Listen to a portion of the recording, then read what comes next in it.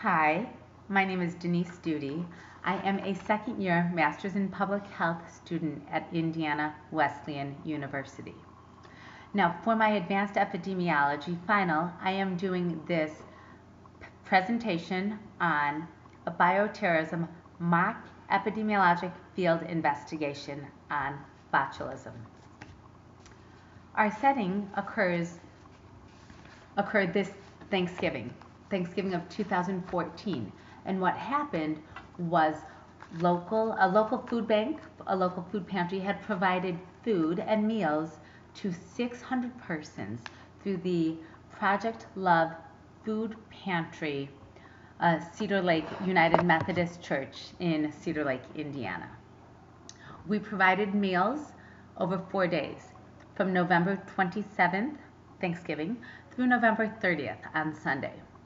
4 days of meals were provided and 600 persons were served.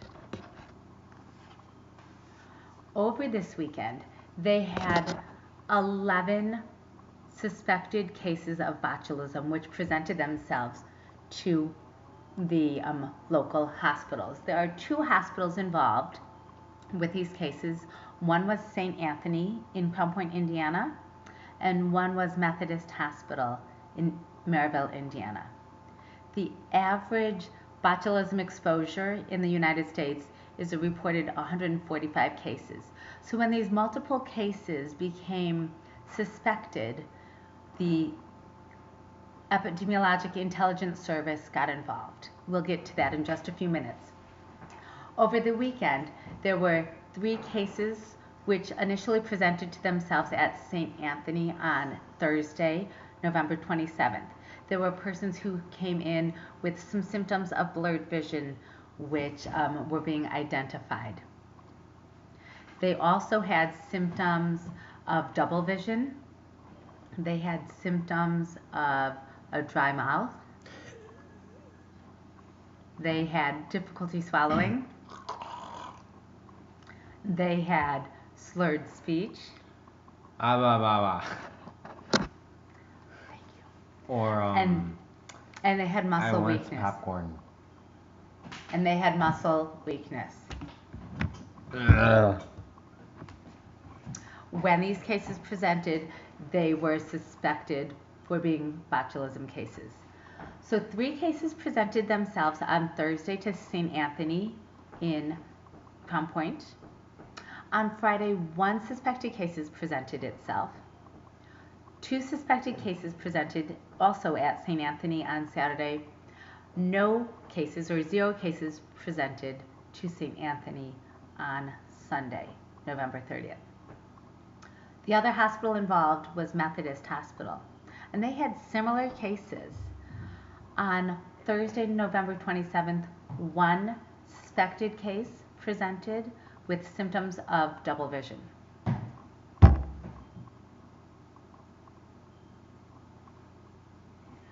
On Friday, November 28th, 2 cases presented, and these presented with weakness and difficulty swallowing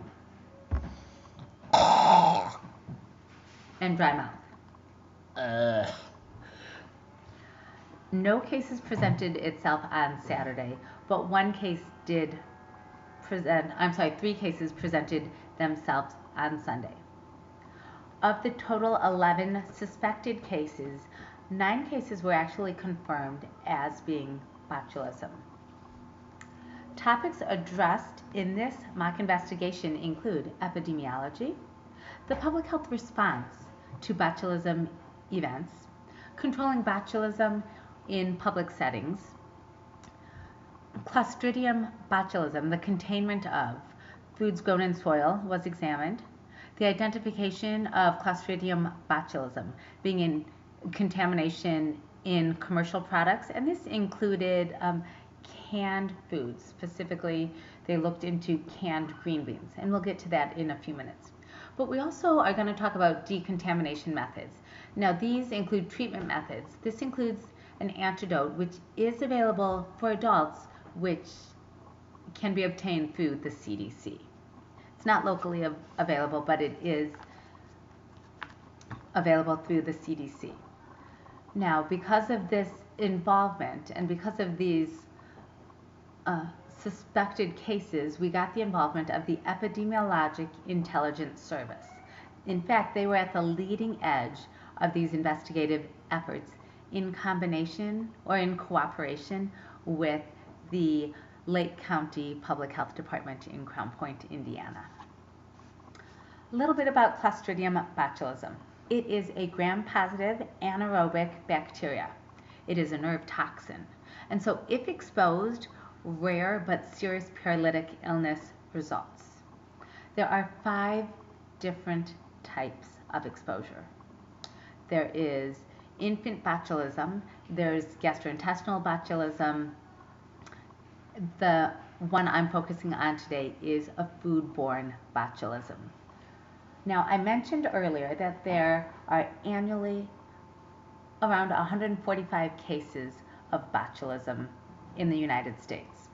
So when this incident of these multiple botulism cases occurred over this weekend, a little bit of suspicion and investigation was mandated.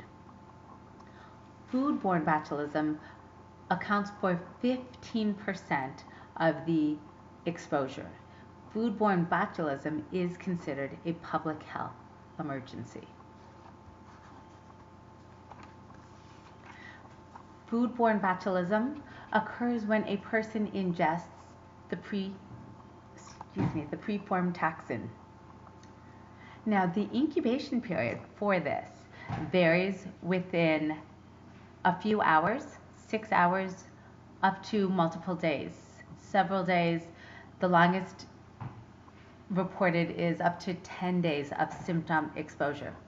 But the average symptom exposure ranges between 12 and 36 hours following ingestion of the food, the contaminated food. These symptoms, once again, include symptoms of double vision and blurred vision, difficulty swallowing and dry mouth, muscle weakness, droopy eyelids, and slurred speech.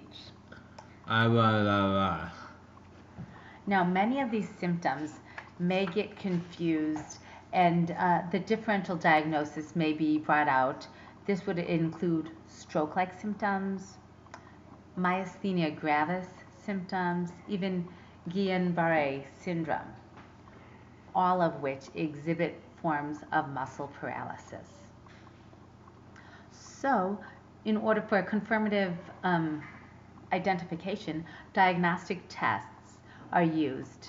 These include brain scans, electromyograms, EMGs, which are nerve conduction tests. There's also spinal fluid examination, as well as confirmative laboratory tests. The laboratory tests look for bacteria and, in fact, the botulism toxin. Let's talk about treatment, because once identified and once known, the treatment is available. They actually have an antitoxin which the CDC provides for adults. And it is available through the CDC. So we'd have to be working effectively with the Center for Disease Control. The botulism vaccine is available for treatment. If symptoms are suggestive, treatment should not be delayed for a confirmatory microbiological test result. The reason for this is due to the severe paralytic paralysis, essentially. What happens is it could lead to respiratory distress and the persons could end up on mechanical ventilation. The treatment may be several weeks to several months of mechanical ventilation. And so getting that botulism vaccination, getting that antitoxin is very important and should not be delayed.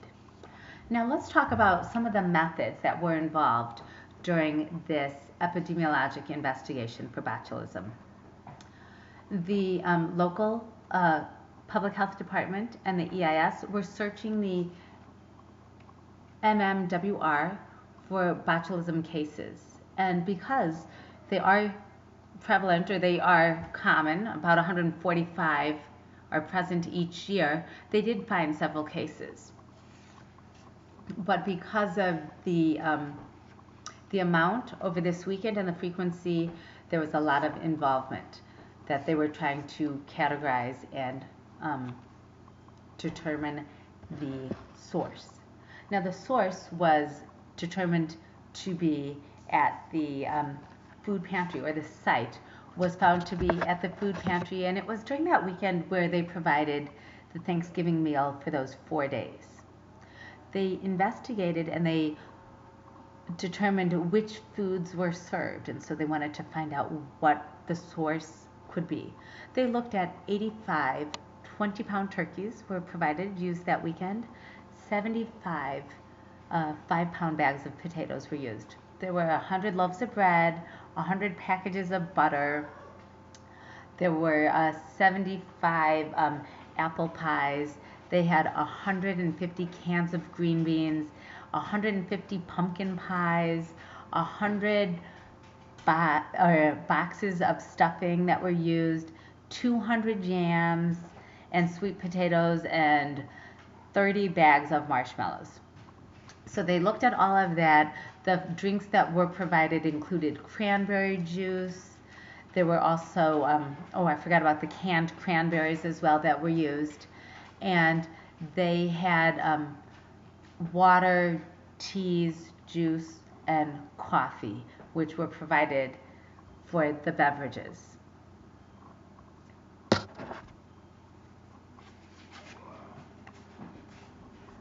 The results of our 9 confirmed cases were actually determined from clinical testing. That included the confirmatory blood samples for the botulism toxin, the bacteria, and they also had the brain scans, which were done. EMGs and the spinal fluid test results were all the clinical testing confirmatory results. It also involved environmental testing. Now, the environmental testing included locating the source of the yams and the potatoes which were provided and where they came from. They were able to do soil samples. In fact, they even looked at the canned vegetables. You had the canned green beans and the cranberries. They actually found that the canned green beans were the source of contamination.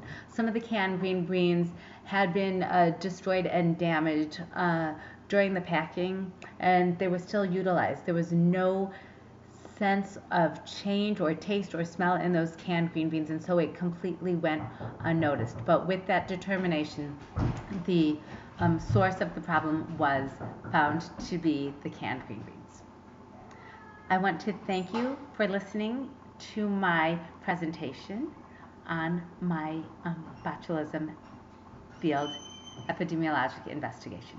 Thank you very much, and if there are any questions, please let me know. Bye-bye now.